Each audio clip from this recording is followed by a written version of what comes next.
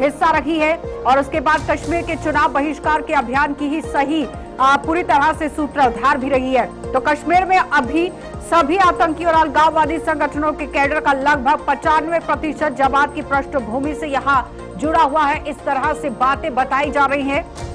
All party Hurriyat conference के सैयद अली शाह गिलानी जमात इस्लामी के प्रतिनिधि के तौर पर भी आप देखिए किस तरह से शामिल हुए थे। यानी कि जमात इस्लामी को लेकर महबूबा मुफ्ती का पलटवार जारी है, जिसमें वो कह रही है कि जमात इस्लामी पर जो प्रतिबंध लगाया गया है उसे हटा देना चाहिए।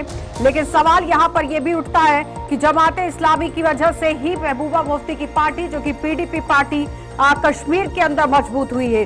बताते चले कि कश्मीर मामलों के जानकार ये बताते हैं कि जिस तरह से कैडर दक्षिण कश्मीर में किसी भी प्रत्याशी का जो भाग्य है वो बदल सकता है और पीडीपी के सहयोग से ही कश्मीर में एक बड़ी राजनीतिक ताकत आप देखिए किस तरह से यहाँ पर बनी थी। वर्ष 2008 के चुनावों में कई जगह पर जमात इस्लामी पीडीपी के साथ रही और उस बीच में काफी तरीके से बदलाव जो है वो जम्मू कश्मीर के अंदर देखा गया था।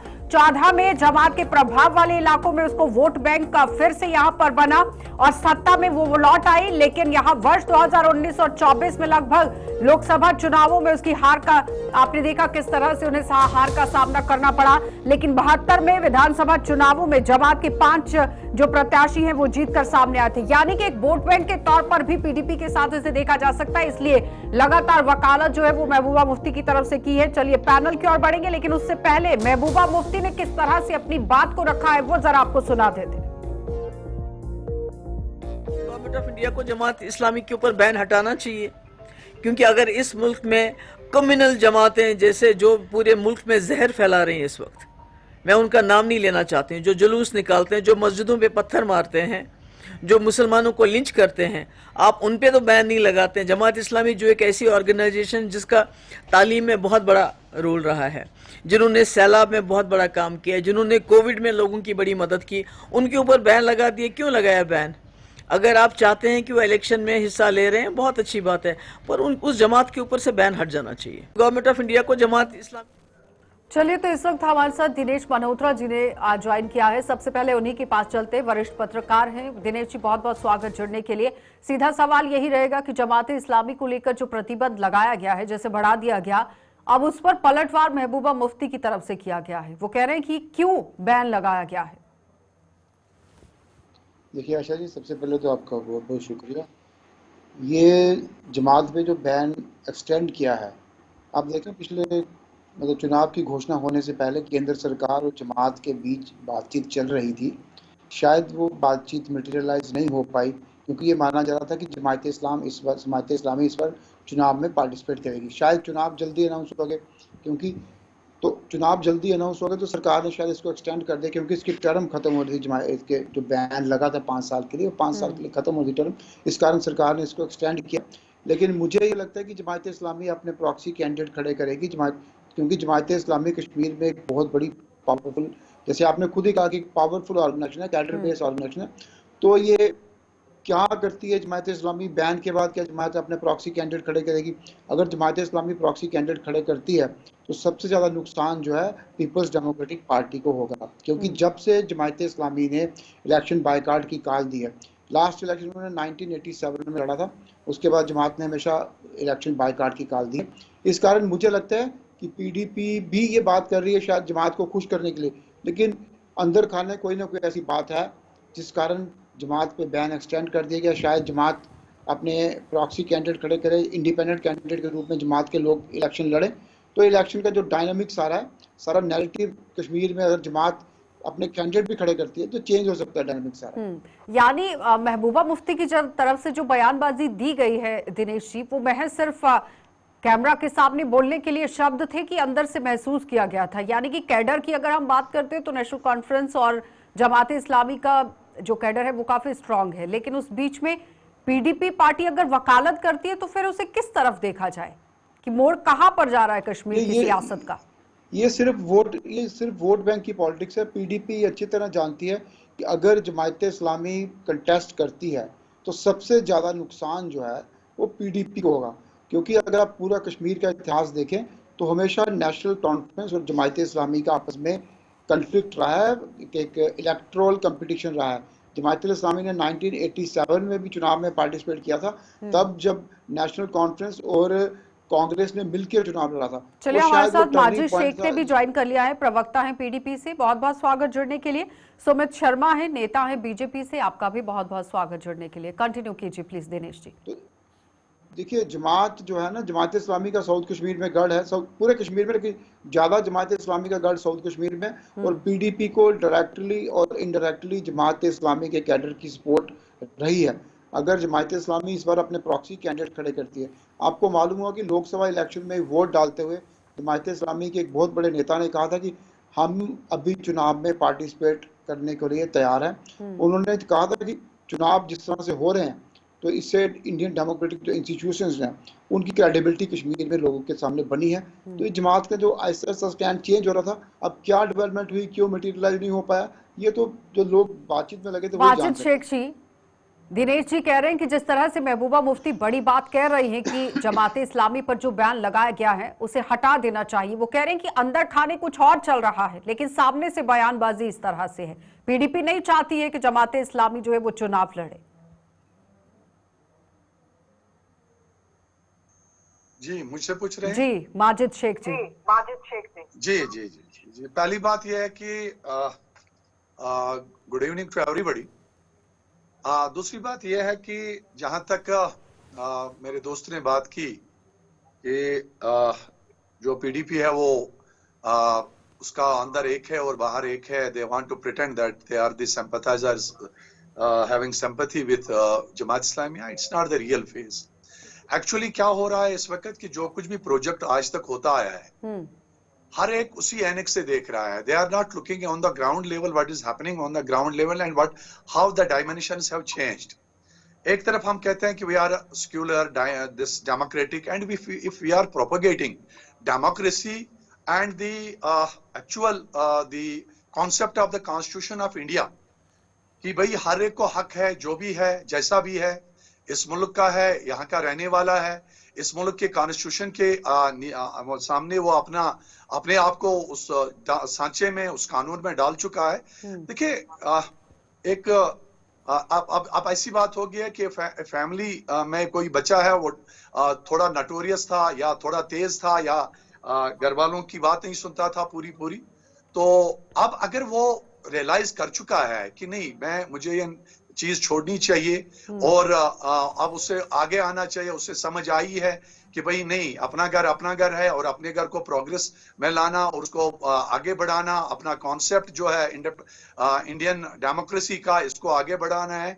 I should also now this participate in nourishing the democratic setup of the Indian constitution. अगर आगे आ रहा कर रहा है कि भाई हाँ, ये बच्चा अब ठीक हो रहा है, आने दो, इससे पार्टिसिपेट करने दो, इसको क्यों उसी एनेक्स से देखा जाए जो पिछली बार पहले देखा जाता। देखिए, ह्यूमन नेचर ऐसा है कि this is a computer system which doesn't require much commands, और वो उसमें वो ज्यादा देर नहीं लगती है कि कोई चीज रियलाइज करना या किसी चीज पे आ जाना।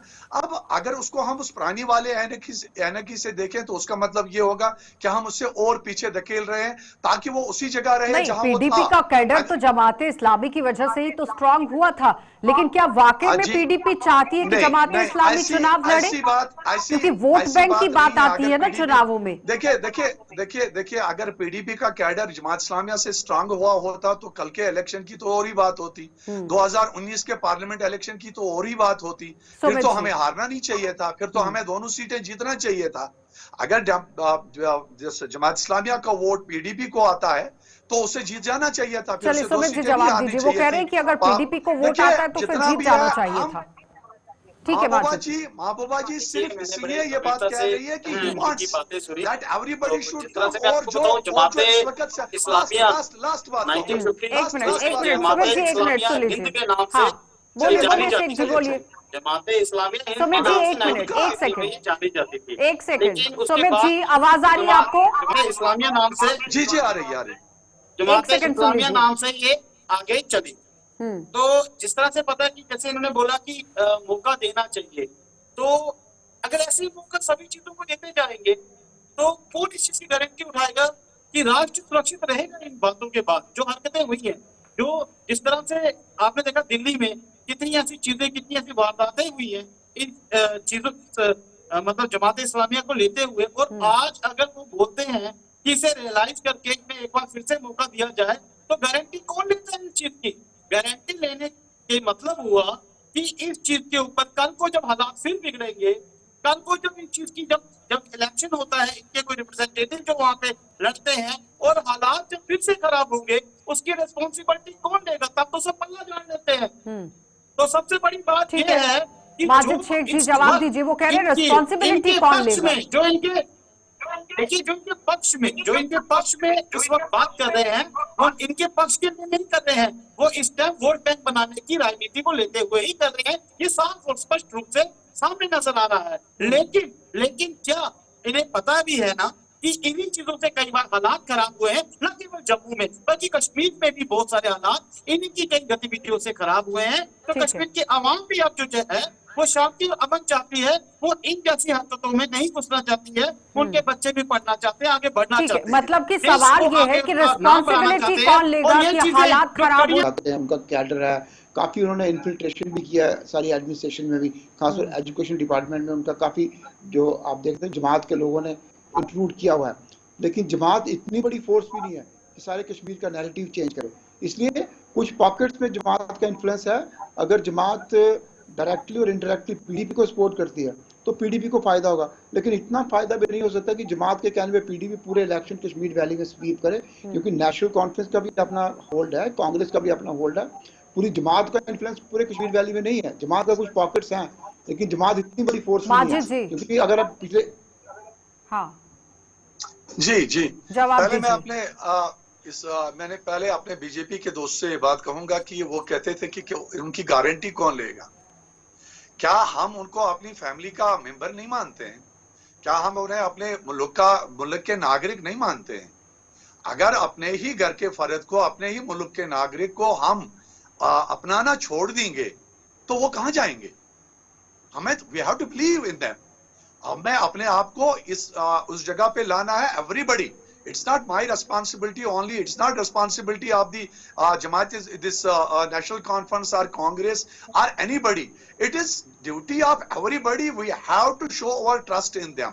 हमें उन पे भरोसा करना पड़ेगा, तब जाके जो हमारे दिल में या हमारे दिमाग में जवाब दीजिए, वो कह रहे हैं कि भरोसा करना पड़ेगा। देखिए जिस तरह से अगर हमने उन्हें अपने देश का नागरिक समझा है, तभी उन्हें हमारे देश के हर राइट्स भी हमने दिए हैं।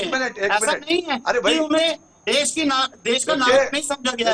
उनके बच्चे आज बाहर पढ़ने जा रहे हैं, उनके अगर वो लोग किसी भी इंस्टीट्यूशन में जा रहे हैं, कहीं भी पढ़ रहे हैं, तो उन्हें एक आम हिंदुस्तानी के नागरिकता के हिसाब से ही उनके साथ वही बर्ताव किया जा रहा है।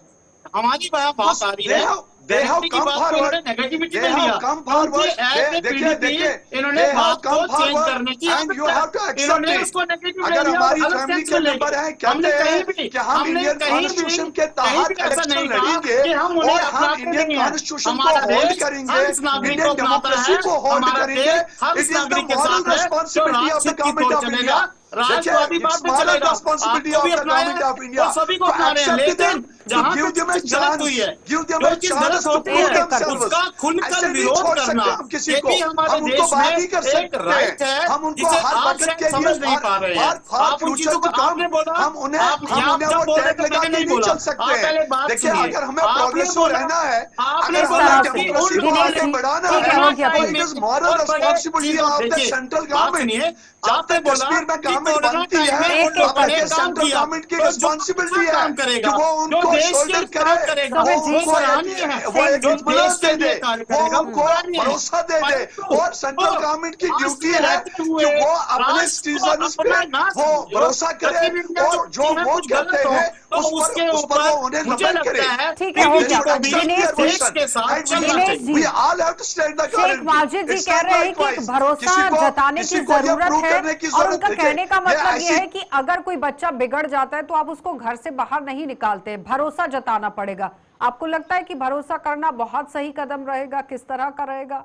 क्योंकि 2008 में भी जब पीडीपी का साथ छोड़ दिया गया तो उस वक्त किस तरह से हालात बने, उनको एक चांस 2014 में किस तरह से बने, 2000 घर की जो सिर्फ खराबी करता था, आज वो कहता है कि मैं घर को बनाने में मैं भी अपनी ना वो अपनी मेहनत माजिद जी फिर मुझे म्यूट कराना पड़ेगा तो फायदा कोई नहीं रहेगा, प्लीज सुन लीजिए।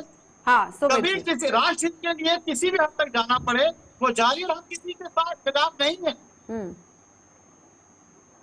हमने किसी को गलत नहीं कहा कि आप लोग इस देश के निवासी नहीं हो, हमने किसी के साथ गलत कोई धारणा नहीं रखी है। ये बात को डाइवर्ट कर रहे हैं। मैंने बार बार एक चीज बोली कि जब इसका जो समय होगा उस टाइम वो चीज पूरी होगी। देखिए, अब बच्चा पैदा जब छोटा होता है शुरू में ही थोड़े ना वो कॉलेज पहुंच जाता है। अगर वो गलती करेगा, ये बोलते शाम को बच्चा आके बोलेगा मुझे माफ कर दो मैंने चोरी कर ली है। यहाँ बात चोरी की नहीं है, यहाँ कई ऐसी बातें हैं, कई ऐसी चीजें हैं, वो बच्चा भी समझ रहा है। आज बच्चा समझ रहा है, देश उसके बच्चे के साथ है, लेकिन ये ना समझ वाली बात आप कर रहे हैं और बच्चे को गलत गाइड कर रहे हैं। दिनेश आप पहले सोच को समझिए, चीजों को समझिए। वो कह रहे हैं कि सोच को समझने की जरूरत है, क्योंकि 72 में अगर विधानसभा चुनावों में जमात के 5 प्रत्याशी जीते थे दिनेश जी, जिसमें आपने 87 की रिगिंग को लेकर भी बात की, उसके बाद 2008 में जिस तरह से समर्थन नहीं दिया गया, फिर 14 2019 की बात हो रही थी और आज 2024 आ गया है। लेकिन 77 में विधानसभा चुनावों में 19 में से प्रत्याशी अगर 5 जीत कर आ जाते तो एक बहुत बड़ी बात यहाँ जमात के लिए थी। लेकिन भारतीय जनता पार्टी कह रही है कि समझने की जरूरत है, सिचुएशन को सही करने की कोशिश की जा रही है। देखिए, मैंने जिससे पहले कहा ना कि इससे बेहतर कोई मौका नहीं है, क्योंकि जब किसी पे जिम्मेदारी आती है उसको जिम्मेदारी निभानी पड़ती है। ठीक है, आप जवाब ले लीजिए। हम किसी को आवारा छोड़ेंगे वो जिम्मेदारी से दूर रह के गैर जिम्मेदाराना काम करेगा। देखिए, जब हम उसको जिम्मेदारी में जवाब दीजिएगा, गैर जिम्मेदाराना जिस तरह से वो बात कर रहे हैं नहीं, प्लीज इस तरह से नहीं। दिनेश जी बात रखिए प्लीज। तो ये देश उसको अपनाते हैं ना, उन्हीं का बच्चा कॉम्पिटिशन। देखिए माजिद जी, ठीक है सुमित जी, तो हम लोग उसको अपनाते हैं ना। हाँ ठीक है। देखिए, चक्कर बात यह है कि जैसे 1987 में जो चुनाव हुए उसमें जो लोग नेशनल कॉन्फ्रेंस और कांग्रेस का अलायंस हुआ तो इलेक्शन रिग हुए, ये माना जा रहा है कि एलिगेशन है कि रिग हुए। उसमें लोगों का विश्वास जो है, मतलब लोगों को ये लगा कि ये डेमोक्रेटिक इंस्टीट्यूशन एक बेईमानी है। तो लोगों ने क्या किया कि उन्होंने बाइकाट की कॉल दे दी। उसमें जमात इस्लामी भी थे और सेपरेटिस्ट ग्रुप भी थे। उसमें पीपल्स कॉन्फ्रेंस भी उस समय बाइकाट की कॉल दी थी, क्योंकि पीपल कॉन्फ्रेंस भी हुर्रियत कॉन्फ्रेंस का पार्ट था। तो अब अगर स्थितियां बदल रही हैं, आहिस्ता आहिस्ता चुनाव हो गए, 2008 के चुनाव भी फ्री एंड फेयर हुए। उसके बाद जब 14 में विधानसभा के चुनाव हुए, 2014 में लोकसभा के चुनाव हुए, 19 में हुए, 24 में हुए। चुनावों के बाद अगर सभी ग्रुप्स को ये लगता है कि डेमोक्रेसी में free and fair election Jammu Kashmir में हो रहे हैं, वो पार्टिसिपेट करना चाहते हैं डेमोक्रेसी में, लोग और सबसे बड़ा सबूत यही है डेमोक्रेसी का जम्मू कश्मीर के अंदर कि जमात इस्लामी भी कह रही है कि हम चुनाव अब लड़ेंगे, कि माना जा रहा है कि यहाँ पर पूरी पारदर्शिता तरीके से चुनाव हुए। 2024 के जो लोकसभा चुनाव हुए, भारी तादाद में लोग घरों से बाहर निकले हैं। बहुत बहुत धन्यवाद दिनेश जी जुड़ने के लिए। सुमित जी आपका भी धन्यवाद। शेख माजिद जी आपका भी धन्यवाद जुड़ने के लिए। तो फिलहाल आपने देखा जमात इस्लामी पर जो बैन बढ़ाया गया है उसी पर लगातार पलटवार भी जारी है। लेकिन एक बात का सबूत यहां पर जमात इस्लामी भी दे रही है कि लोकसभा चुनाव जो 2024 में जम्मू कश्मीर के अंदर हुए हैं, जिसमें ज्यादातर वोट आपने देखा लोगों ने अपने घरों से बाहर निकलकर डाला है, वो एक पूरी तरह से सबूत के तौर पर था कि डेमोक्रेसी किस तरह से जम्मू कश्मीर के अंदर बहाल हो रही है और लोगों का भरोसा अब चुनावों पर बन रहा है। आप देखते रहिए कार्यक्रम।